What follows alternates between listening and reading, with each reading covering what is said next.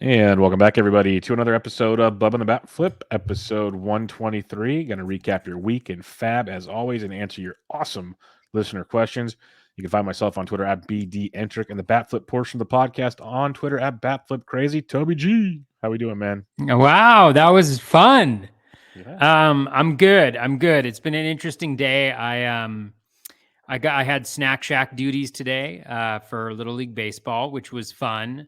I'm amazed at how like the Snack Shack, at least where I'm at now, does not resemble the Snack Shack of old, because the number of candy options and the amount of food that they have available is just staggering. Like we have ices, Really? like Slurpees, Wow. like in That's our insane. Snack Shack, which is crazy. I made a bunch It's of nuts. Slurpees for people, and yeah, and I just have to say, Bubba, I'm gonna say something. I'm gonna say some very controversial words, because I think within the fantasy baseball community, and I think baseball community in general, there's a certain level of respect and I don't know what the right word is. Like, I think, is veneration a word?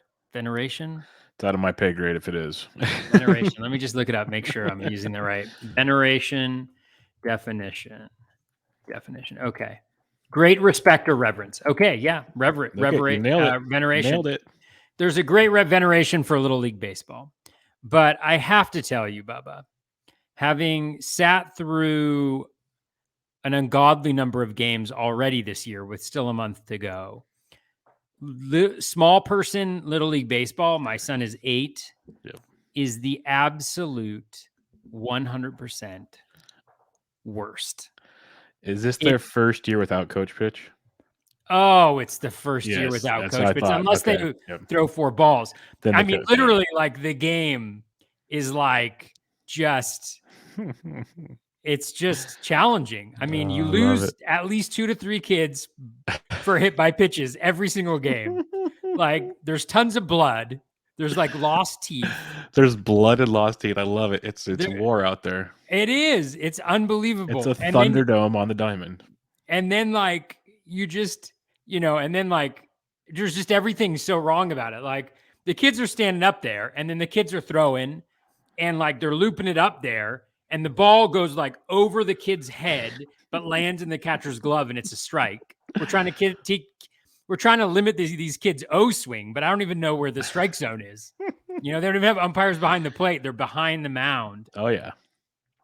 I mean, the kids in the field are just like sitting around, like waiting for hours for a ball to be hit, let alone like to come in their direction. Like, literally, the things I've seen, like I've seen my son dabbing on the field instead of paying attention. I've seen him reading the scoreboard instead of doing it, throwing his glove up and down in the air, like mid pitch, playing with his gum. Like, all these kids are just like, I just want something to do that's fun and entertaining in the midst of all this baseball that's happening. I mean, I love it. It's so boring and painful. It is unbelievable. I mean, it's the worst. Like, go ahead. If I can give you any optimism, because yes, you're at the tough stage, because when it was like T-ball, or at least the Coach Pitch, like there was some consistency, kind of a little bit. Now the kids are trying, it just turns into like, yeah, chaos. 9 and 10-year-olds gets better. And then obviously 11, 12 is really good, because like Little League World Series stuff. Town to town's different, obviously talent level. But I remember when you get to 9 and 10, and there's a reason why All-Stars, there's like a 9 and 10-year-old All-Star and 11 and 12. There's no 8-year-old All-Stars. There's not. So like you're at the really difficult one. That good thing, the season's almost over, and your son likes to play baseball, it sounds like. So that's good too. That's the bad part, Bubba. Oh, he doesn't even like to play? He doesn't even really like to play baseball. Then yeah, you need to go. You need to call it a day. The other day, he's like playing like in the dugout with his friends, or like trying to have a good time or whatever. And the coaches are like, don't, whatever, pay attention or whatever. And he comes over to me and he goes, "Dad, baseball's like school, and the coaches are the teachers." And I was like, oh man, this is not. So anyways, he's not digging it, which kind of, sucks. But man, is it the most boring thing. And you can judge me as a parent and all that stuff. Like, yeah, it's great to see my kid out there, da da da da da. But oh my goodness, it's rough out there. It's So. funny you say that because it's a tough watch. Was it an hour and a half, hour 15? An hour and a half. Yeah, they Yeah, play it for an hour and a half. it gets better if he keeps playing. If not, hey, go find what you love to do. But if he keeps playing, it will at least get more entertaining for you. He might not enjoy it, but you'll have something to at least watch because they'll play at least 4 to 5 innings of quasi competitive. Like sometimes the shortstop can actually field the ball and throw it. Like there's some things that start to happen. So you're close. Totally. Like I told you before the show, I got to in college, myself and a roommate, we coached a 9 to 10-year-old little league team. And when the season started, it felt like Bad News Bears. Like we had like 2 good players and the rest was just like, oh no. But the kids had fun. They loved us. Like we made it fun for them. And by the end, we played pretty well. So it depends on how it goes. But it's different and it's changed a lot since when we were kids to then when I coached. It changed a ton in that span. And then to what it is now with all the other sports, like soccer is so big now. Like I think that's another thing. Like when we played, baseball was the game, so it was more flooded with talent. Where now it's like, okay, kids, like soccer's doing Sunday things, you go play baseball on the weekday.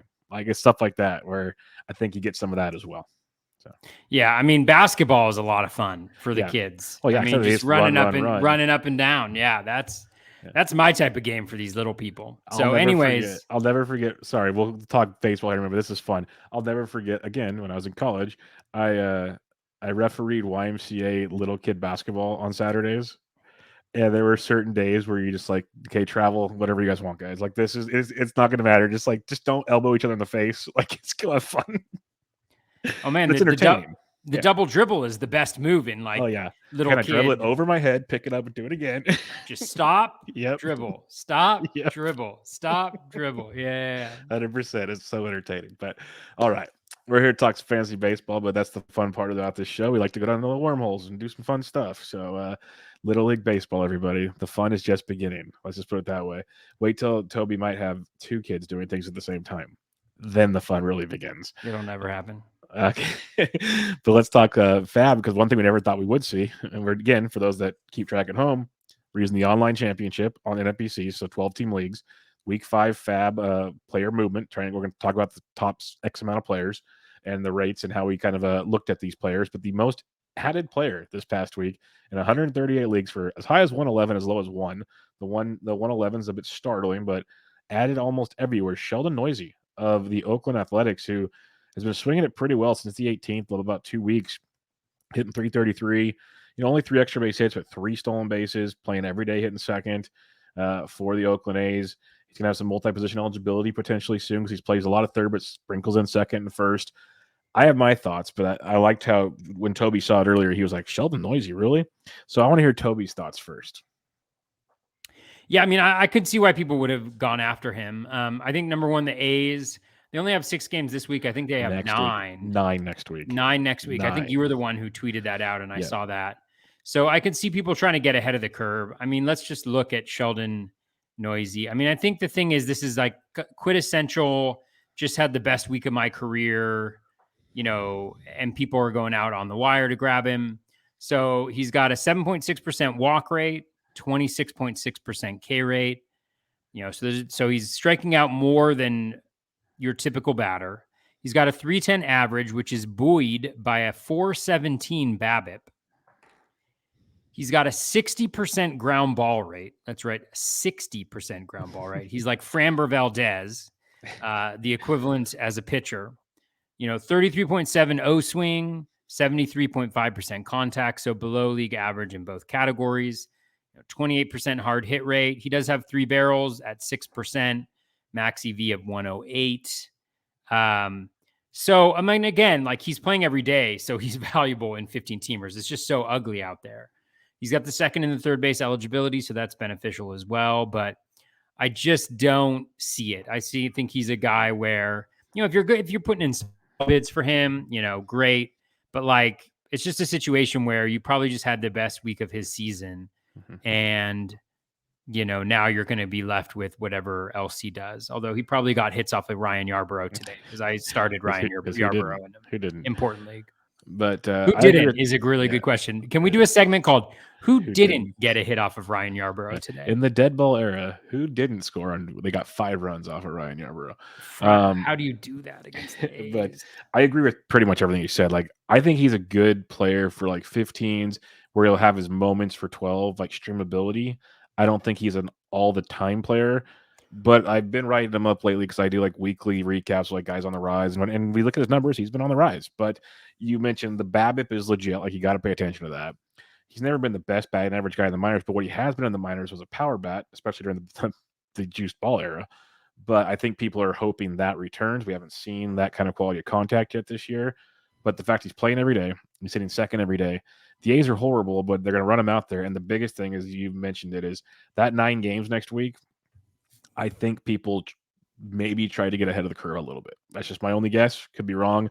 I still understand $111, but I get the bid, knowing playing time. There's lots of injuries popping up now. Like, roll with the high, like, especially in 12s where you're doing a lot of the up and down streaming stuff, like where it's much different than a 15.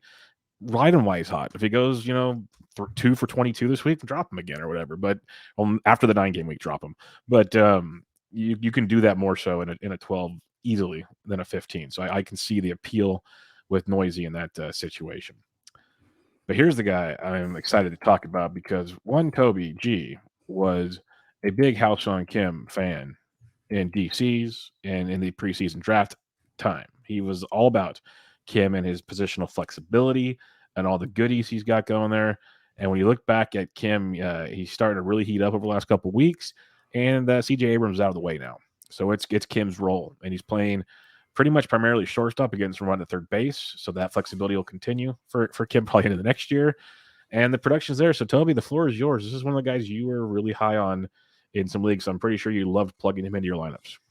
I wish I had him in more leagues, Bubba. I actually drafted him in a couple of my bigger leagues, and I dropped him.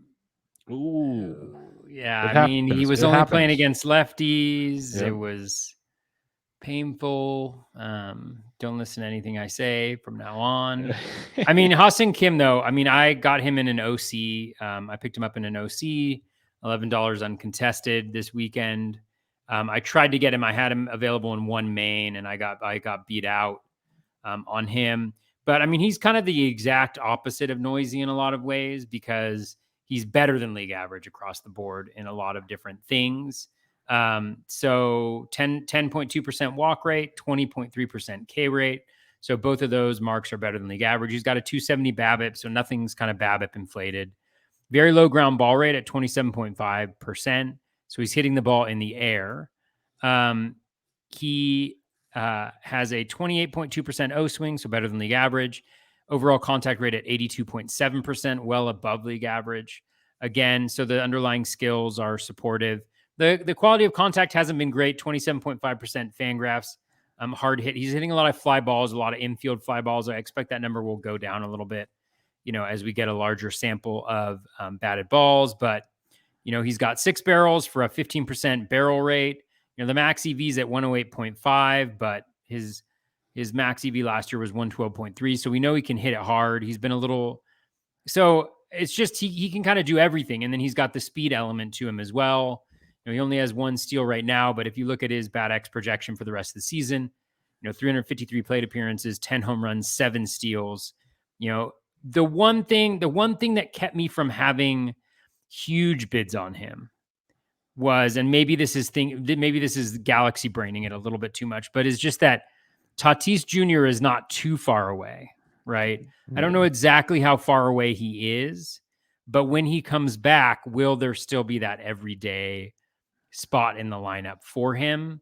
It's just, except against lefties, right? Like, we're talking everyday plate appearances, but I just love, you have like a 2015 guy who can potentially do that, who is on the wire in a number of 15 teamers in addition to 12 teamers. So I like Hassan Kim a lot. He's a guy who maybe this year he's kind of medium good, but like maybe next year he could be super good. Still young, making those adjustments, seems to be improving. We'll kind of see what happens. Yeah, I like it. Like, I guess my biggest concern coming into the season was playing time, and now that that's good to go, I grabbed him where I could in most 12s. I didn't get him everywhere because people were higher on him than I was, but I definitely had bids in pretty much everywhere he was available in 12s, and I got a few. Like when we recap later, we'll talk about which ones I got him because I can't remember anymore. But yeah, he's I'm very intrigued with the playing time, and like you said, the quality is there. He's hitting sixth the last couple days, which is really nice because that offense is not the best outside of Manny Machado right now. There's a lot of holes in that offense. So the beautiful thing in that regard is if he keeps hitting, he might move up even more, and that makes it even more intriguing. Like six is cool, six is really cool, but imagine if he gets like second in front of Machado, he can run and score some bags. Like that'd be pretty sweet. So you never know if he keeps producing, they're going to want to move him around because the Padres, I don't think they're ready to keep losing the way they've tried to build that team the last couple of years. So pretty interesting stuff there. All right, Ryan Helsley of the St. Louis Cardinals. He had a big weekend, big two inning save on Sunday, lighting the world on fire. Gallegos got the save on Monday, probably because Helsley, had the two inning save, so it makes sense. But Helsley's been filthy. No runs allowed in his 8 in the third inning so far. 16 strikeouts. Swinging strike rate 27%. My goodness, like he's been awesome. I didn't put any bids in for him that were close to winning him. So, what's your thoughts on Ryan Helsley, Toby? Yeah, I mean, he's been dominant. The most impressive stat I think that I have never seen before is a .12 whip. That's pretty good. That's pretty good. I mean, all the numbers are out of this world. And maybe I should have been more aggressive. I mean, I had some bids on him the last like few weeks, but nothing where I really prioritized him. Yeah, I mean, the numbers are insanely good. The question, I guess, is just whether he's going to be the get saves or not. In like a main event, I mean, if he continues to be this dominant, then sure, you can afford to have him in there. But it's just a little bit hard if he's not closing. And it's one of those things where it's like, if you have Ryan Helsley right now, you're convincing yourself that Ryan Helsley is the closer, right? Yep. If you have Giovanni Gallegos, you are convincing yourself that you are that he is your closer, right? So we're all just trying to convince ourselves of whatever is in our best interest. And I mean, I don't know. I have Gallegos in 1 DC, so I feel like I'm a fairly neutral party, but it seems like Gallegos has had every opportunity. I think he's only blown the one, and there was kind of that controversial error in that particular instance. And I think I heard from somebody somewhere that Marmol, the manager, even said, are there some instances where I'll use Helsley as the closer? Sure. Is there some instances where I'll use Gallegos as the closer? Sure. If you were to ask me if Gallegos is my closer, would I say yes? I would say yes. So I think it's like a somewhat fluid situation, but outside of the one save that Helsley's gotten, I don't know why Gallegos wouldn't be the closer, especially if you're like arguing that Helsley's better. Like, wouldn't that be Helsley in the higher leverage situations? I don't know. It just strikes me as like, I saw some really big bids and people are smarter than me. I mean, some people were it's just this challenging thing, right? Where Yohan Duran, right? Mm-hmm. He gets one save. Yep. And so everybody's like, oh, he's the best. He's the best ever. Now he's going to get every save moving forward. And it's like, he could, but what this year is telling us is that he's probably not, right?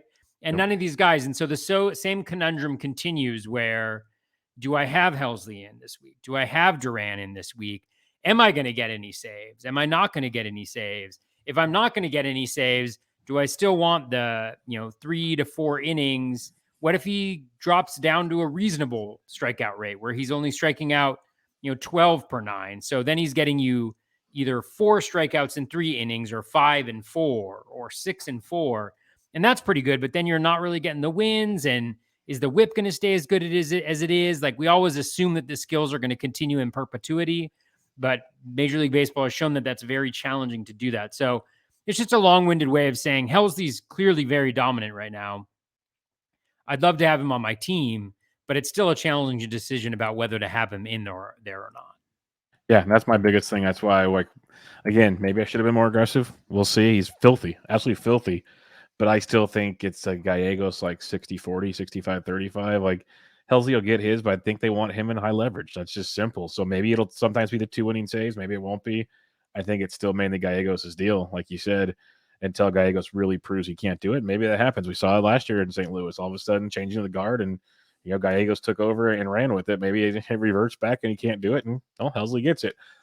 I missed out. It is what it is. But you also hit on the other big thing. It's like there's going to be weeks where he gets no saves. There's going to be multiple weeks in a row where he gets no saves. So you can keep running him out there while you leave a legit closer that might have worse ratios and strikeouts on your bench that might rack up 3 saves over 2 weeks. Like that's a big thing you got to worry about. And it makes it tricky. Makes it like would you rather play Helsley every week or Soto for Detroit every week? Like Soto's ratios are garbage. He's struggling, but he's getting saves. At least he is for now. That could change still, but like he is for now. Fulmer's right there. There's things happening, but that's kind of the conundrum. Do you take the Soto messy withness with the saves, or do you just want Helsley and the goodness? Like it's tricky. Yeah, I mean, Soto's got a 129 ERA and a 129 WHIP, yep. but he's only got 3 saves, so he's only got 2 more. Because the Tigers. Yeah, Tigers. I mean, yeah, God. Let's say how like bad Soto looks under the hood. Holy cow, he looks. Yeah, that's what I'm saying. His blow up is coming. Really bad. His blow up is coming. Holy cow! Pick up Michael Fulmer, people. Yep. Yeah, it's ugly for Soto, and I have a lot of Soto because you get him for cheap in drafts. But I'm also really, I haven't started him every week in certain leagues. I didn't need to, and it's one of those like if he gets gone, it's going to be a quick drop. It's not going to be a question with Soto, but just like guys like that are on like murky teams. Do you want to do that dance? And that's where things go. All right, I want saves. Yeah, saves are so much fun, aren't they? The next one's fun. We go back to San Diego with another bat. This guy named Eric Hosmer picked up in 121 leagues as high as 201. 201 for Eric Hosmer. Someone must have slipped on the key buttons. I don't know. But he is hitting 382. It's great. 3 home runs. Only striking out 14% of the time. That's great. He's also got a 60% ground ball rate, which is what Eric Hosmer does. So awesome. But I think you can agree with me on this, Toby. If that ground ball rate stays the way it is, like he usually does, it's going to be tough to maintain this productivity for an entire season. That's just my 2 cents. Yeah, I mean, he's got a 426 BABIP. He's got a 10.6% walk rate, but he's got a 36.5% O swing, worse than his career average. He is making more contact than usual. Hasn't been great contact. Lowest hard hit rate ever so far, at least since his rookie season, on Fangraphs hard hit rate, which isn't the end all be all. He does have 4 barrels, 6.3%, right around his career average. So he's got 4 barrels and he's got the 3 home runs. Yeah, I mean, he's just kind of the same guy that he was before, except he's playing. I think he's playing every day at this juncture right now. But once he slows down a little bit, I don't know if that should continue. I mean, yeah, like you said, it's all just elevated stuff, like 60% ground ball rate. He's got a 23.1% home run per fly ball, which is why it's looking so good. His career is 15.5%. I'm not sure why he'd get higher than that, although he has in different periods of time in his career.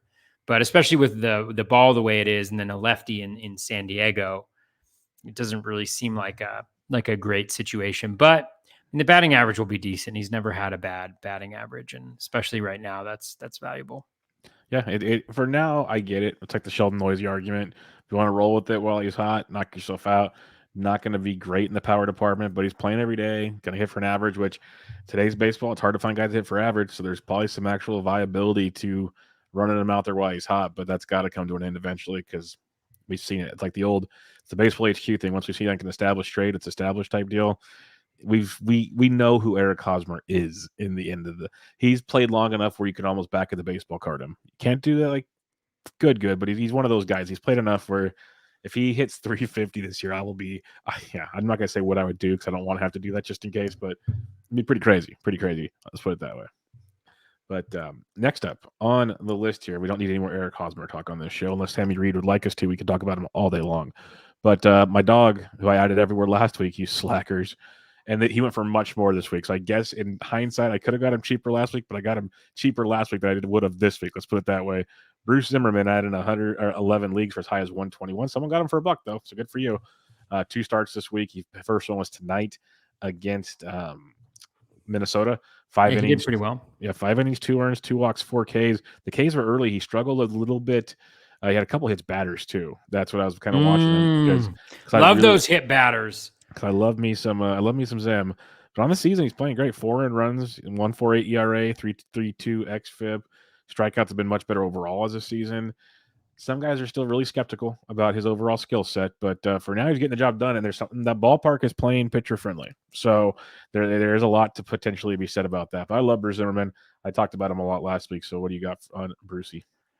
Yep, I like him a lot. I mean, I had Bruce Zimmerman. I have him in all but one of my DCs, I think. Nice. That's the good news. The bad news is I didn't start him in any of his first 3 starts of the season because they were against the Yankees and the Blue Jays. Brutal. So I benefited nothing from his great start, even though I have widespread exposure. Yeah, I mean, everything looks pretty good for Bruce. I mean, the O swing is high, 34.4%. I didn't see how he did today. Not surprisingly, he struggles in the zone, with contact, just because he doesn't have he's got a light fastball, to say the least. Swinging strike rate, 12.3%, K minus walk, 18.7, all very good. Not a ton of luck, 308 BABIP, 74.1% strand rate. So it all looks legit from there.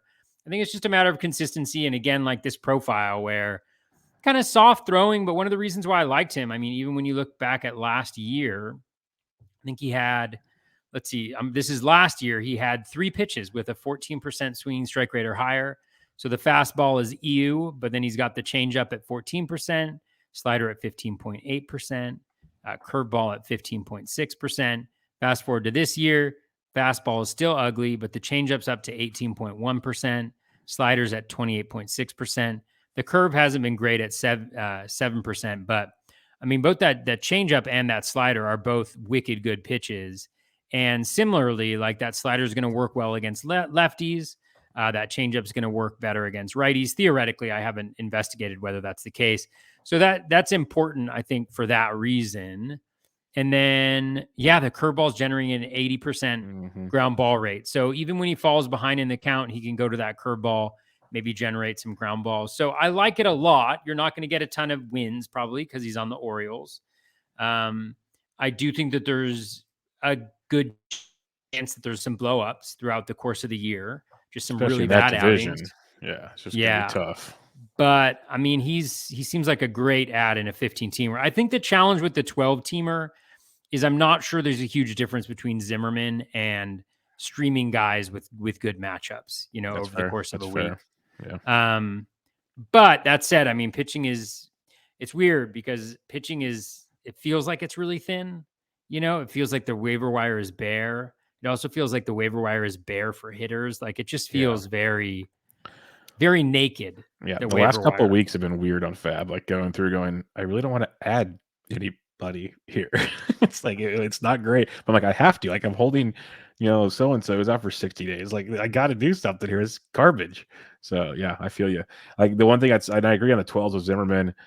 It's going to be tough to like hold him. I'm going to try to hold him for as long as I can, but it's going to be tough because there will be 2-start guys they'll fill in much more. I would just say with him, I'd try to be like a week or 2 early on the good matchups again because he will be expensive every time he's available.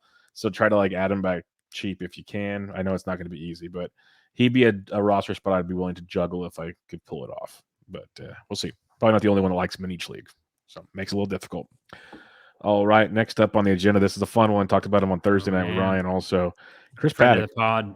Yep, good old Chris Paddock, the Cowboy, added an 88 leagues, $142 max. Chris Paddock, he's made 4 starts, at least 5 innings in 3 straight. He has been very good. Only 16K, so the strikeouts aren't there, but he's only got 2 walks on the season. Has not allowed a home run. 3.15 ERA, 3.16 xFIP, and the most important thing, folks, he has a third pitch he's using almost 20% of the time. And it's been effective. The curveball's been effective. What? Yeah. And hey, to be fair, when I've knocked him for years on this show, it's because I said he needed a third pitch. Well, it's not like how Glass now developed a third pitch, which that was filthy. But the curveball for Paddock at near 20% usage rate, it's filthy enough to make everything else work. And that's all he's ever needed. That's what we've always said about these guys. Now, can it be sustainable? We'll see. But that, to me, I'm not a pitching expert, but that's been the key to his success so far. That's allowed him to get through 5 innings most starts. Were you interested in Chris Paddock? Yeah, he wasn't really available. I think he was gone in all my leagues, but yeah, I mean, it looks pretty good. Like, I think the real key that you mentioned there is the really low walk rate. That's so important for him. Mhm. He's always had that really low walk rate, but the Ks just aren't there. The swinging strike rate really isn't there. The end zone contact isn't really there. So keeping that O swing up, pounding the zone, getting ahead of guys, I mean, it is really critical for him. And he seems to be doing that 323 BABIP and 69.6% strand rate. So it's not like he's been getting lucky in that department. I mean, he hasn't given up a home run yet, and that's one thing. But even when you look at that, like barrel rate is at 3.2%. Again, it's going to take longer for, these pitchers, for that to be meaningful at all. I don't even know if it's meaningful, honestly, but that's the lowest he's had in a while. And so that's all really encouraging stuff. You mentioned the third pitch. I have not investigated it yet, but that could be a really It's not like big, it's not elite, but it's good enough to like make it interesting. yeah. The curveball. Yeah, he's throwing Yeah. it nearly. He's basically throwing it almost 1-to-1 with his changeup. I wonder why he's doing that. Well, so it's similar to kind of Zimmerman in a little bit. Yep, it's 100%. It's how Bundy too. Look at Bundy. Bundy's doing the same thing. But that's why 71.4% ground ball rate on it. So it's Yep. a hit me pitch, but you're going to hit it, but it's not going to do much. Like, look at his batting average against it, but his XBA, like in theory, they're almost getting lucky on his curveball right now. The XWOB was only 306. Like, they're overperforming on his curveball right now, according to the metrics. Again, it's early. Like, is there enough data to make it count? Probably not. But like, it's not a put away pitch, but it's got a better whiff rate than his fastball. So it's pretty crazy. Yeah, that's very interesting. Similar kind of profiles. I mean, honestly, like Zimmerman's is better from a skills perspective, but I mean, just in terms of situation that he's in, I mean, Paddock's is good. So sure, roll with it. I'm not going to tell you he's not going to give up, 3 home runs in his next outing. He'll get blown up a few times this year. There's no questioning that. It will happen. But it's like you said with Zim, and I just pulled up Bundy just for fun, just to kind of spitball this with you here for a second. He's doing something similar. He's got his four seam, but then he's got like a 21% slider, almost 19% changeup now, and like his sinker 13, curveball 10. So it's like he's mixing up the pitches more. Like if you look at his rolling grass throughout his last couple of years, he's using the changeup a lot more and kind of ditching the sinker more. And that little switch has helped this year. But we even said it last week, like he's going to get blown up because if it's not effective, it's going to get hit. And he got hit around a bit, but he still went 6 and struck out 7. I almost like him more after getting hit around than I did previously because the underlying metrics were better than they had been previously. Because he went 6. The strike rate is up for 12.2. Yeah, he was really. Let me just see something too. It's just fun seeing these guys, and the reason I wanted to connect it is Bundy's pitch mix changed, but Bundy and Paddock are on the same team, so the Twins are doing something there with these guys, and it's not like we don't talk about that enough, and maybe it's just fool's gold early on in the season with the baseballs and stuff, but we always focus on like the Astros and these other teams. Maybe the Twins are starting to figure something out. They get these guys that people don't want anymore, and they can just work on the skill set, and they're good enough to get to their loaded bullpen.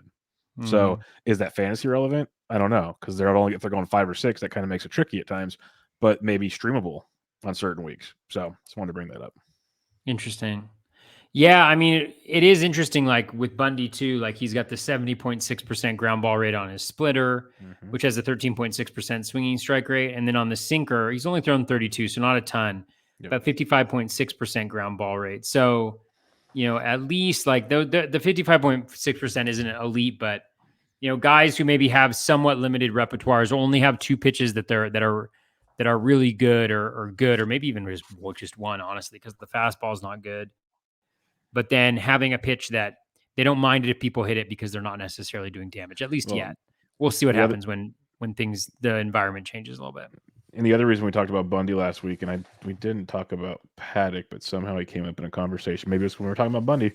But Ryan made a bloom board that going into the weekend, so before the blow up in Tampa, He was one of the guys with he's basically had a strikeout rate over 11%, ball rate over like 20 something percent, and a ground ball rate. He had a 11% swinging strike rate, a 28% ball rate, and a 47% ground ball rate. So he's throwing it in the zone, getting ground balls, just like the thing we looked at. So it makes for an interesting profile. Is it sustainable? We'll see. But throwing strikes is fun. Who would have thought? All right, Joey Wendell, 85 leagues, as high as 107, as low as $1. I like Joey Wendell. I get Joey Wendell. I didn't put any bids in on Joey Wendell. Tell me what I'm missing here. He hits the bottom of the order. He's been okay. Don't get me wrong, but there's not a lot of power. He stole a couple bases over the last week. Before that, really hadn't stole a lot. Like in deeper leagues, sure, but we're doing 12 team right now, and I'm confused. Toby, did I miss something here besides maybe a bunch of righties he's facing this week? No, I think a lot of it is just the response. Like he had a good week with steals, I think. Yeah, he had 3 steals. And batting average. So I think people are kind of chasing after that a little bit. Yeah, I mean, there's nothing really special going on here. Again, and that's not to say he isn't a valuable player, but 60% ground ball rate. He's not going to hit many home runs at all. So if you you combine his projection, like his rest of season projection for the Bat X is 246 with 5 home runs and 13 steals. And it's like that would give him 6 home runs and 17 steals with like a 260 batting average over the course of a full season, something like that. And it just, it's just hard because he doesn't do much. And I don't know how much he's going to help you anywhere really, but who knows? I mean, he can go on some streaks. He's with Miami. They steal a decent amount. So who knows? Who knows what Joey Wendell is going to do? Mr. Wendell. Yeah. Mr. Wendell. Yeah, it's interesting because he's got his moments, but he had the 3 steals last week. Would you rather roll the dice in a 12-team league? 15 might be a little different because Wendell's probably got a pretty decent floor, you could say. But in a 12-team league, would you rather have Joey Wendell or Sheldon Neuse? In a 12-teamer? Yeah. Oh, man. Noise's hitting second, playing every day. Wendell still kind of platoons, hits bottom of the order. I'd probably go with Noisy just because I think there's a little bit more power there. And so he's stealing, and I don't know how much he's going to steal overall, but yeah, that was kind of a new thing, it felt like, for him. That was a surprise. It's just hard, even with this home run environment. It's just hard to have a guy who in 600 plate appearances hits 6 home runs. Like that's just a hard thing to have on your team, unless he's like Miles Straw. But even then, it's hard. It's hard, but at least Joey Wendell's like a good baseball player. He's just not a fantasy baseball player. It's just one of those things you gotta accept in this game. All right, Dakota Hudson, 2 steps this week, 74 leagues, high as 118. Pretty much a 2-step ad is the way I see it. 6 innings, 3 earned, 4 Ks tonight in step 1 against the Royals. Bobby Witt went deep for the first time. He had a good game. He's been swinging it. That's like an 11 or 12 game hitting streak since they moved him to 7th in the order. He's hit every game since they moved him down. Shocker. Take the pressure off the kid. He starts to rake. It's amazing what the talent does. But that's not who we're talking about. Dakota Hudson. I didn't really care to add Dakota Hudson. Were you in on Dakota Hudson? I was not. I mean, Hudson he's a little bit scary. And I mean, you saw what happened here. So he's got a 22.4% O swing. That's god awful. His Z contact is 89.6%. So way worse than league average. His overall contact is way worse than league average as well. He doesn't throw the ball in the zone that much. Doesn't really get in front of hitters so far. His swinging strike rate is 8%, which is awful. His K- walk rate is 6.5%. His walk rate is 11.7%. His K rate, 18.2%. His BABIP, 180. His strand rate, 78.1. So you could argue theoretically that he's not only have the skills been awful, but he's due significant regression, which, I mean, he got a little bit of that today. It wasn't awful. He does generate a lot of ground balls, though, I think, if I'm remembering correctly. He's at 53.8%. So I'd prefer to see him at that 60% mark that he's hit a couple. Well, actually, those are just the smaller times. So even that mid 50s%. I like him being there a lot more. But there's just not a lot that he's given you. Not a lot of strikeouts. Maybe the ratios, maybe you start him at home or something like that in some matchups, but it just has blow up written all over it, where there's no skill or anything of his except for maybe the Cardinals defense that's above average.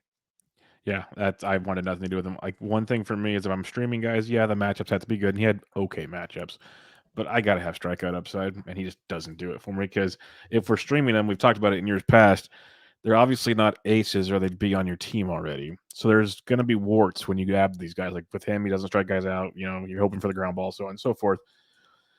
I want that strikeout upside. So at least if he's going to give it 3 or 4 runs, he's going to give me like 6 Ks. Like, give me something. And Dakota Hudson ain't going to do it. So yeah, I was not interested in him. Santiago Espinal is pretty interesting, especially more in the 15s. And he was a big name in DC drafts early in the season. People loved him because he looked to be the starting third baseman for the Jays, and he's getting a ton of love for the Jays so far this year. Over the last 12 games, he's hit safely in 9 of 12 games. He's hit around 300, a couple home runs, a stolen base, playing second base nearly every day because, they went and got Matty Chapman. So that's been nice. But he's playing really well. And I guess and that's second base, third base eligible, I believe, now that he does that. I think he's more of a 15 guy for me than a 12. But I guess ride him while he's hot type situation. What's your thoughts on Espinal? Yeah, I like Espinal, especially for 15 teamers. I mean, 12 teamers, a lot of these guys are just kind of interchangeable, honestly, depending on what the matchup is. But yeah, I mean, Espinal, so 2 home runs, 3 steals, 7 runs, 11 RBI, 250 batting average. So all like pretty nice, like you mentioned. The BABIP's not outrageous. It's actually below what he's been at in his brief career. He's hitting the ball in the air, 33.3% ground ball rate. He's hitting the ball harder than he's hit it before. Plate discipline is fine, 32.5%, not bad. He's making a lot of contact, 80.8% overall contact. I know people have referenced how he worked on gaining muscle in the offseason. So he's got 5 barrels, 8.3% barrel rate. So again, nice there, especially for a guy who's got a little bit of speed, a little bit of pop in a good lineup. He's even gotten unlucky. His hard hit rate from StatCast perspective is high, 43.3, highest he's ever had. So he's definitely improving. He's good.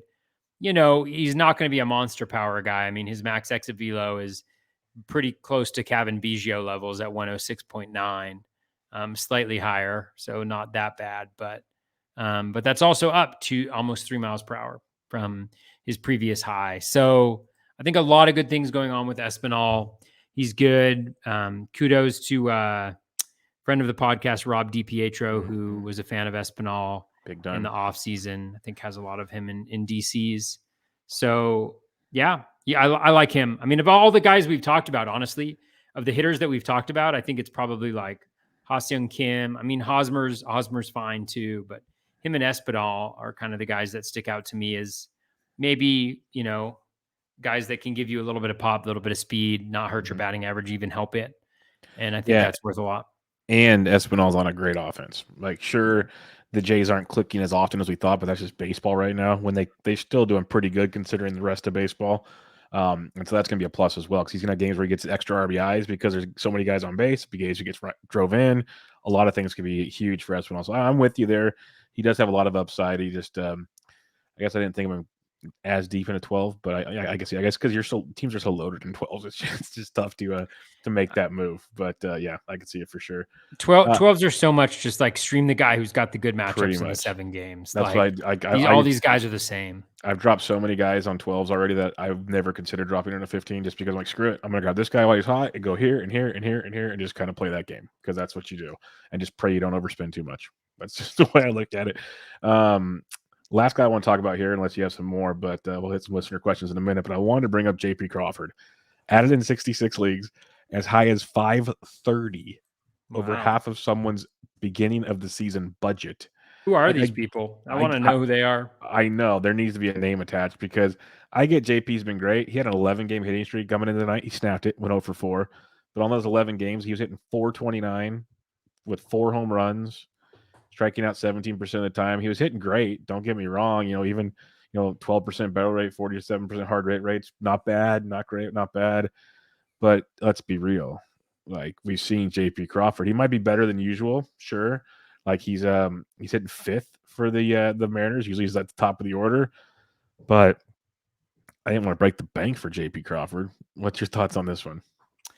Yeah, I mean, he's definitely reasonable in 15 teamers. I mean, 12 teamers not that much. I mean, the thing is, I think the last time we met, the last time we potted, I think we talked about him, and his walk rate was at like 18%, and his K rate was at like some ridiculously low number, and now it's at 12.5% and 10.4%. I mean, again, the K percent at 10.4% doesn't make any sense.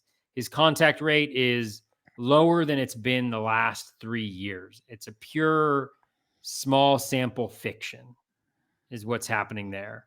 Again, the O swing, the walk rate is so high, but the O swing is right. It's higher than his career average. And so again, the walk rate is always going to be decent because he's got a great eye, but it's going to go down. The K rate is going to go up, probably close to that 16%. His BABIP's going to go down from 388. 100% of his barrels aren't going to turn into home runs. I think the thing that you're hoping for from him, though, is that ground ball rate stays lower at 40.8%, but I know it's up over the last little bit too. So like that at 40.8%, I mean, that's going to translate into more home runs. So instead of hitting the 9, then he probably hits, 13, 12, something like that. Does make a bit of a difference. Oh, for sure. But then the challenge is he's not really stealing for you. Yep. Ask right? Jazz Chisholm about that. Jazz is curling me. I was kidding. Yeah, I mean, and then like batting average wise, do we think that he's going to hit higher than the 273, which is his highest of his career, which reflected the highest BABIP of his career? We shouldn't expect that, especially with a lower ground ball rate. Like unless, he's got that line drive rate at 28.2%, and he could become an elite line drive guy.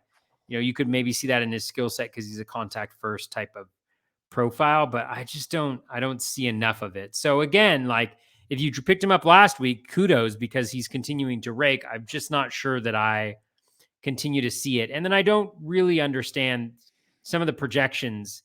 Like, the bat has him for 7 more steals this year.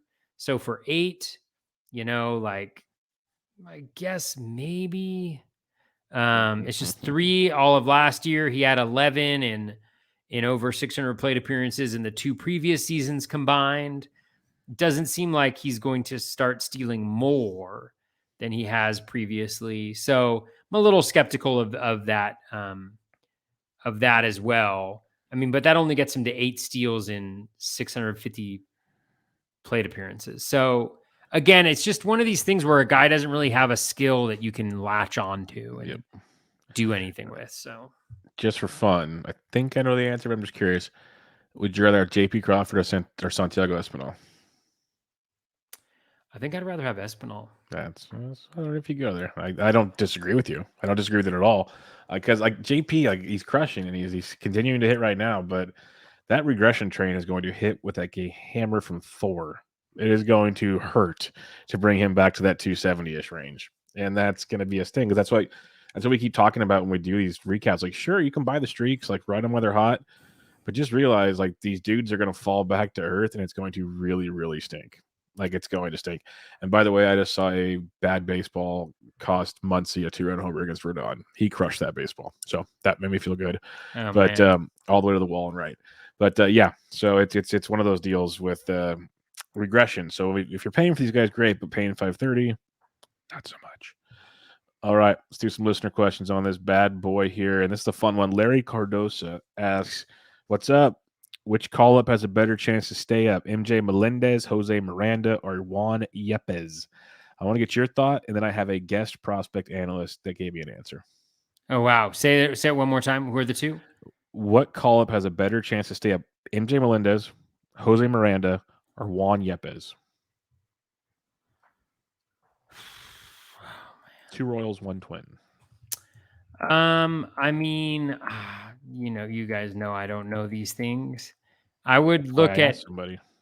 I'm glad you did, because our listeners deserve that. We're not massive podcast or prospect people, so I wanted to make sure at least I had. Yeah, so like the BatX has Melendez essentially at 18-6, in 600 plate appearances with a 216 batting average. Miranda, I mean, I'm guessing that Miranda is probably going to be my answer. But let's see. Jose Miranda, he's at 255 with 5 home runs and 1 steal in 237 plate appearances. So like, I don't know, 12 home runs and a 255 batting average. And then the last one was Juan Yepes. Actually, I'm probably going to go with Yepes. Although like, I don't know contextually, like why he's been called up. Why has he been called up? Or has he been called up? I believe so. I believe he played tonight. I believe. Could be wrong. I know Melendez made his debut tonight. I would probably go with none of them. Yeah. But I would probably go with maybe Miranda. Well, probably.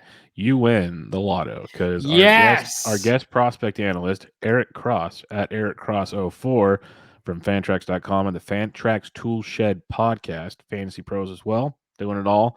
Awesome dude, does a lot of prospect work. There's a lot of great prospect people out there, but I texted Eric the second I got that. I said, hey, can you give me a quick answer? I'd really appreciate it. And his answer was Miranda. He's the best pure hitter of the 3, and he can play first base, second base, and third base, which would help him stay on the field. So he thinks the fact that basically they called it Miranda means they want to use Miranda now. That's kind of their thought process. Like Melendez came up because they sent Cam Gallagher down, the backup catcher. So Melendez will get some run, but it's like, is for how long? Like Carlos Santana got scratched tonight, so maybe that helps a little bit. Their best hitter isn't even in the bigs right now. At least best AAA hitter coming into the year. So we'll have to kind of see what the Royals are doing. They got a lot of guys down there that are going to have some fun this year, but right now it's very, very questionable. All right, next on the docket here, we have Eric Samolsky asks, would love to hear you two just discuss Drew Rasmussen. Can't figure him out. Relying on the changeup and slider is good, but cutter and slider, but the cutter also gets hit hard. He looked great against Seattle, but fairly average against Oakland. He confuses me. I think your buddy, the robot, was high on Drew Rasmussen. Yeah, Phil is very high on Drew Rasmussen. I'm not going to lie. I don't fully understand Drew Rasmussen either. I mean, Phil's a lot smarter than I am, so I would trust his judgment on him, and I'd obviously hold on to him. I don't think anybody's getting rid of him. But like, I just don't get how he's doing it. I mean, the swinging strike rate is elevated this year at 12.7%, and the K- walk rate is 17.6%, which is good. The O swing's good at 33.3. Not dominant in the zone, 87.1 in zone. But he's limiting the home runs. Like, he's right in line with his home runs. He doesn't walk guys, which I think is super helpful. He has a 210 BABIP, which is due some regression, but he's also, his career is at 260, although it's very small. So we really don't know where that's going to even out at. So he doesn't necessarily have the skills of like an elite guy, but he's in a really good context. He's throwing 5 innings or more now. He's got a great bullpen behind him. The projections don't mind him at all. Yeah. It's hard to explain sometimes what makes people good. Michael Wacha is good so far, and there's no explanation for it. There's a lot more of an explanation for Rasmussen, and I'll be totally wrong on him because I was not interested in him at all. It's fun seeing that his cutter, his four seam, and his slider, he's thrown all about 31% of the time. And the one thing I'll say is last year, Savant doesn't even have him throwing a cutter. So the cutter's a new pitch, it looks like. And that could be a big piece of it. It's got a .095 batting average. Like, there's probably some negative regression coming.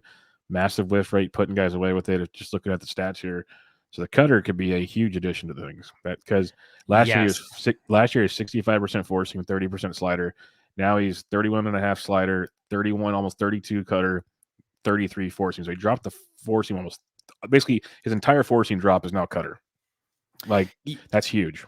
Yeah, the cutter is huge. I'm just looking at what you were talking about now, and that gives him now almost 2 pitches now that are 15% swinging strike. And to your point, like, he's throwing them all about a third of the time. So it's really hard. You think you're getting the fastball, it ends up being the cutter. You think you're getting the slider, it's the cutter. You think you're getting the cutter, it's your slider.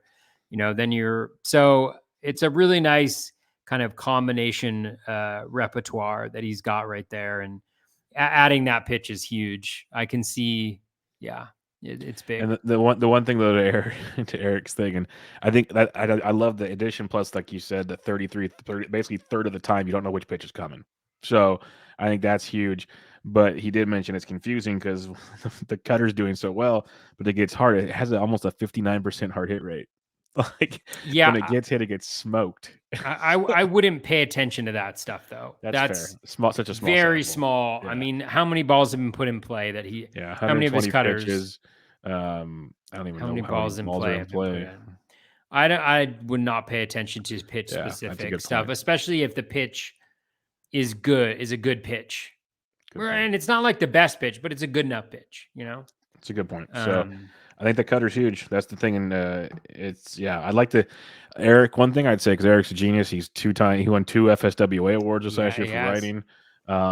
Really great content he puts out, and I know he's smart enough to do this. If I was Eric, I'd keep an eye on this and look back like at the All-Star break with a bigger sample to see how the cutter's doing, and then like an end of the year, and you might get a really good idea for next season with Drew Rasmussen. That's my 2 cents. And it won't help you now, obviously, but I think we might get a better idea of, like, we're speculating the cutter is such the massive reason why. The hard hit is what I'm trying to see should stabilize by then, I would say. But we'll see. Because if it's like a Mariano type cutter, that's disgusting to add at 30% of the time. So we'll see. He had one more question that I'm going to throw in here because you kind of mentioned him. Also, if you wouldn't mind addressing what in the hell is Waka doing? And I'm bitter because I drafted Waka in round 30 of all my late drafts for his to start the season. And then I've dropped him everywhere, and he's still pitching really good with his smoke and mirrors, and it's making me angry. So what do you got on Waka? Oh, he's going to get destroyed. It's coming. It's coming, people. It didn't tonight, though. I'm waiting for it to happen, and he got away with it again tonight. It's just... 26% O swing, 86.5 in the zone, 9.2% swinging strike, 10% K- walk, 154 BABIP, 93% strand rate. You know, it's just like, let's see what he did today. I bet he was absolutely... Maybe he did. I thought he threw today, but I don't see his stats. He did. Okay, Fangraphs. Oh, there it is. He's absolutely 5 2/3, no more runs, only 2 Ks though. So that's better. Yeah, I mean, that's the thing is he's just... Let's see what he did, like from a skills perspective. Though. A 0 ERA with a 4.81 xFIP. I know it's a small sample, but just to see that gap, it's pretty wild. Let's see what 3.43 FIP. Yeah, he got lucky again. Let's see. All right, player breakdown. Michael Waka. Yeah, he threw 60 pitches, 4 whiffs, 22% CSW. He's absolute garbage. He's going to end up getting absolutely destroyed soon. And I don't know. And I hope he does because I dropped him everywhere because he looks so bad. Yeah, I dropped him everywhere too. And then what'll happen, Toby, is we'll pick him up for his next 2 start, and which I think was this week. So I think we might have got lucky. Yeah. But if he keeps pitching well, I know I'll get suckered back into him probably. And then it's just like the Gombrine will take place. Oh, God. It'll happen. So we'll see. But all right, our buddy Ben Tidd, always a great listener, always giving us good questions. We appreciate it, Ben. What do you guys think about Charlie Morton for the rest of the season? Because that was a hot topic today, as Chucky is struggling, and Alex Fast was tweeting about it that he kept getting the 2 strikes on guys, but he couldn't put them away, and they either walk them or they get hit. It's like he's having trouble finishing things off right now. Yeah. Not pretty today. 5 whiffs, 99 pitches. I think the thing with Morton is, I think you just got to be patient with him. You know, he had the injury, so he had a little bit of a different offseason than he had. Especially not being able to the team's trainers. That was big. We know how good he can be. And last year he did something similar where he started off pretty slowly and he ended up being absolute fire towards the end. So it doesn't mean you have to have him in your lineups, moving forward, but I don't think don't be dropping him in 15s or even 12s at this point. Yeah. I think we're underestimating the impact that the lack of spring training has had on some guys. Mm-hmm. The lack of that usual, So we'll see. And I'm just trying to see what his pitch velocity, how much it's done. Yeah, so it's down a little bit, 94.8 from 94.5. So yeah, so Not like crazy. Yeah. not insignificant though, 1 mile per hour. So give him a little time, see if that he can get that up a little bit. And again, don't put him in against any tough matchups. But I think he's worth just holding and kind of seeing what happens. Yeah. As long as his arm is still healthy, which we have to assume it is, I'm not panicking just yet because he wasn't dominant, but the fact he was still getting ahead of guys, he's got something going. And like you said, the way he finished last year was tremendous. So I wouldn't be shocked if we get a good run out of him yet again. And that skill set he can bring is one thing I love about Charlie is he goes deep in every game. He gets a ton of strikeouts, so it's a valuable asset as the season goes on. Dave Petroziello asks, "What do you think of Reed Detmers? I think he'll be very good in time, but that likely won't be this year. I think or hope he can be kind of good this year because the Angels are very good and he can get some wins. He topped out at 95.9 his last start, but didn't get any swinging strikes on his fastball, which I saw in a tweet, but I bet Toby already knew that. So what do you got on Reed Detmers? Yeah, I mean, there's nothing great, to write home about.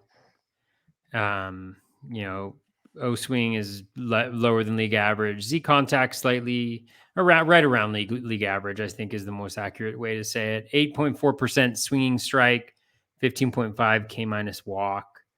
Low BABIP 239, but low strand rate at 63.3. Lower walk rate is kind of nice at 2.6. Giving up home runs. So he looks all right.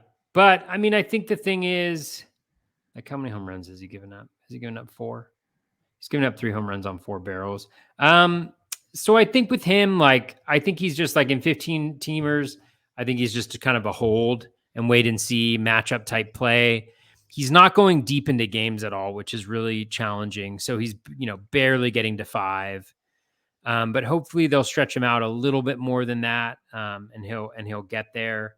So I think he's kind of a matchup dependent play in 15 teamers. But we've seen guys like this, be able to take that kind of next step, either with like a little bit of a bump and velo or a pitch mix change or something mechanical. So you just kind of hold on to him and see what you do, but don't put him into any dangerous matchups. I don't trust him enough.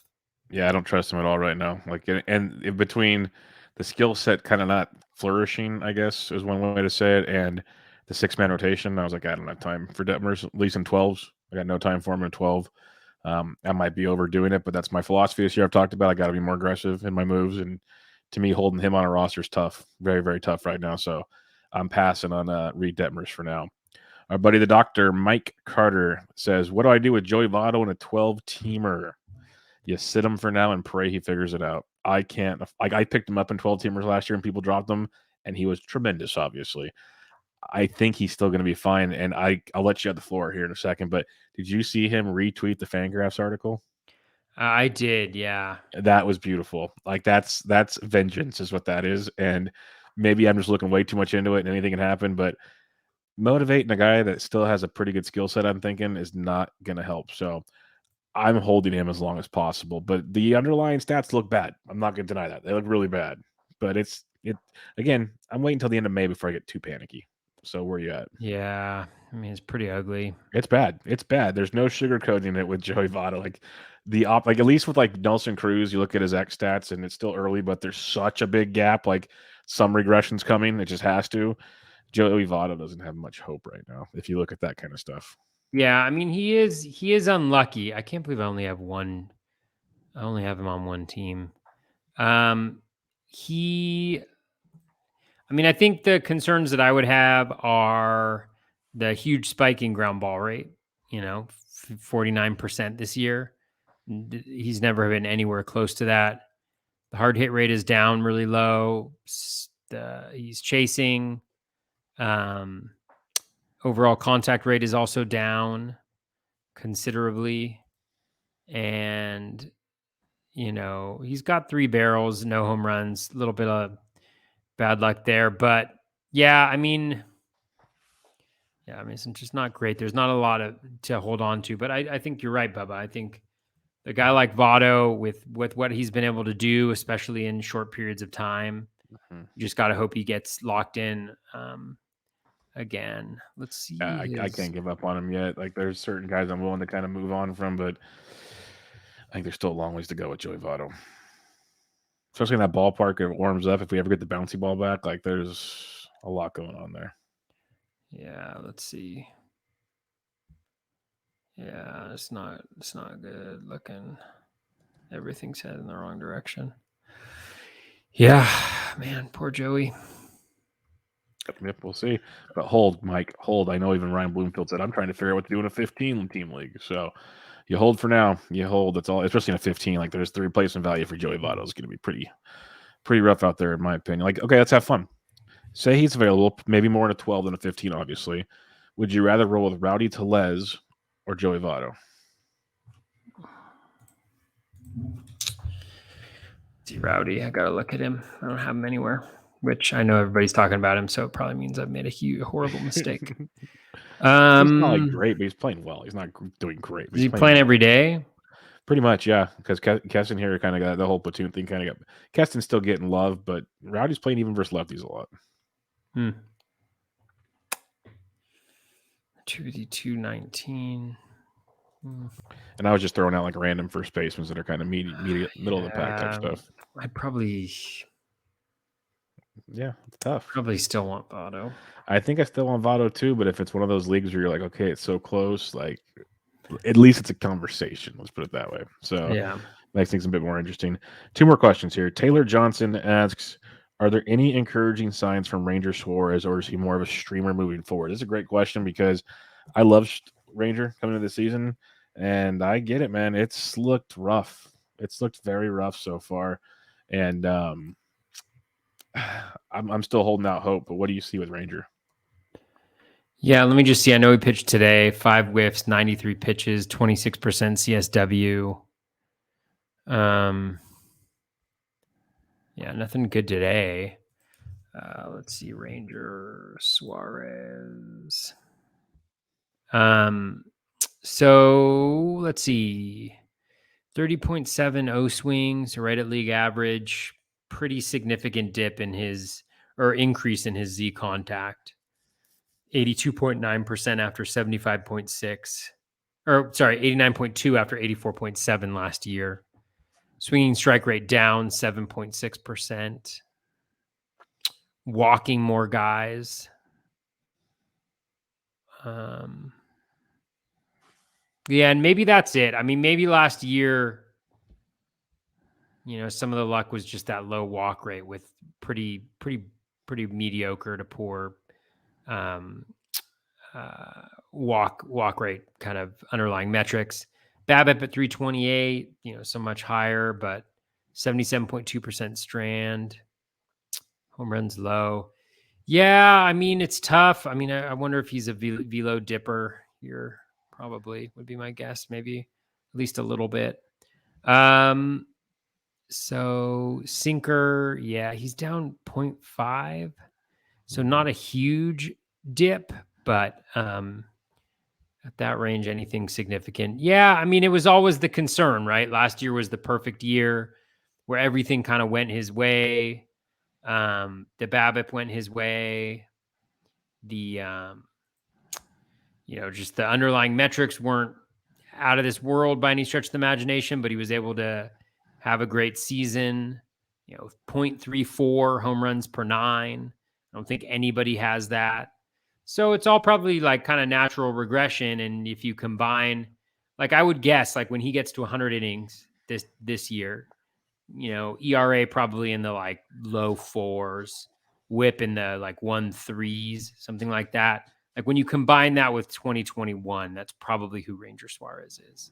Yeah, that's my concern. Is I think he'll be better this year, but I think it's like we're not going to get last season either. Like I was a elite type season. It's kind of what Nestor Cortez is doing right now. So maybe prepare for some fun there with Nestor as well. But Ranger, Nestor's out of this world. Good, he's insane right now. But like I'm waiting for that shoe to kind of like at least slow down because he's just pitching ridiculous. But like I still like Ranger, especially in the right matchups. But it's been a rough start. I do think there's better days to come, but it's tough, and that ballpark's going to be tricky. That division's not he's the best division. There's going to be ups and downs. He was just so filthy last year. Like we saw probably like the 95th percentile of Ranger Suarez last year, and maybe even higher. That makes it kind of tricky. All right, last question here. It's a fun one. Steve Stoughton asks, Who is the rookie of the year in the American League, and why is it Jeremy Pena? I mean, is it really a question? I think he's just letting us know. Just a huge shout out to Rob Silver for convincing me to draft Jeremy Pena in some leagues. Because I was not in on him at all. And Rob was very convincing. And now I have him in, one of my main event that's doing the best, in third place. And then my OC as well. So cheers on that. I wish I had friends like that. That'd be really cool. I know. I mean, next year when you go to you go to Vegas for NFBC, yeah, you won't miss out on that stuff. Yes, I know. I'll have to take advantage. I'll have to go to late night parties, all the cool kids. I mean, Pena is hitting 215. Yeah, let's not forget that with a 226 BABIP though. Yeah, there's stuff to like there for sure. And the biggest thing I think with Pena, where you drafted him at, he ain't going nowhere. Like he's gonna start 8 barrels, 13.6%. He went deep yesterday or on Monday for those listening. Yeah, he's actually been unlucky. Yeah. I mean, 14 and 12. So you look at now, you like him even more. Oh Jesus, I like him. Yep. It's pretty wild stuff there. But what else is wild is that's another episode in the books, Toby. Another fun episode. 5 weeks of FAAB already down. I think it leaves us with like 21 more weeks to go. Pretty sure it's like 26 weeks, 27 weeks, something like that. So we're like maybe almost kind of short of like 20% there. It's a long. That's why I keep telling you, do not panic. Like it's so long. At least get to like Memorial Day or the end of May, like before you really start getting wild with things out here. Because like I said, I got Joey Votto in a couple 12ers last year, and that was tremendous. Not saying he's going to do that this year, but there'll be players like that available that get dropped, and then all of a sudden you get them for like, I got Votto, I'd have to go back and look, but I want to say it was like $25, $26. And that was beautiful. So yeah, this is the time people start getting a little shaky. Panic droppy. And so it's like, if you don't want to roll the dice on a Sheldon Noisy, like we talked about, go put a couple bucks in on an elite player that's slumping. Put him on your bench. See if he turns it around. If he doesn't, you drop him. It's like we talk about streaming pitchers. Go stream some bench bats. Like it could be really, really fun going forward. But final thoughts, Toby, as we wrap up another episode of Bubba and the BatFlip. Man, Lou Trevino. Did he get the save? He blew it. Did he get it? He blew it. Or wait, no, did he blow it? No, he didn't. You know what we came didn't in do? Afterwards. You know what we didn't do, but we'll do it next week because it's already late in the show. We forgot to tell who we had it dropped this week. But I got Danny Jimenez. I got Danny Jimenez in a couple weeks. We did forget to do it this week. We'll Should we do it quickly or no? Yeah, let's just do it next week. We've already kind of wrapped this all up. But yeah, Danny Jimenez, I spec added him in a couple leagues. So if somehow you fell into that, that'd be fun. But again, 12 teamers where it's like, you know what? I'm just going to churn and burn this roster spot, see what happens, see where we go. But all right, final thoughts. What you got? I hope everybody forgives me for my little league takes. I'm not trying to be mean, but just speaking truth. And yeah, good luck, everybody. It's tough out there. It's tough in the streets. It's hard. It is hard. It is, but all I know is keep grinding because I have a long ways to go. But a lot of my teams in the first few weeks was like 10th, 11th place. Now we're moving into like 4th, 5th, 6th place. Like, again, they could drop back to 10th tomorrow, but you can still move pretty quickly is what I'm saying. Like, don't give up. Long ways to go. And hopefully we can help you guys each and every week. Check out Toby on Twitter at BatFlipCrazy. I am on Twitter at BDentric. This was another episode of Bubba and the BatFlip, episode 123, your week 5 FAAB recap. Catch you guys next time.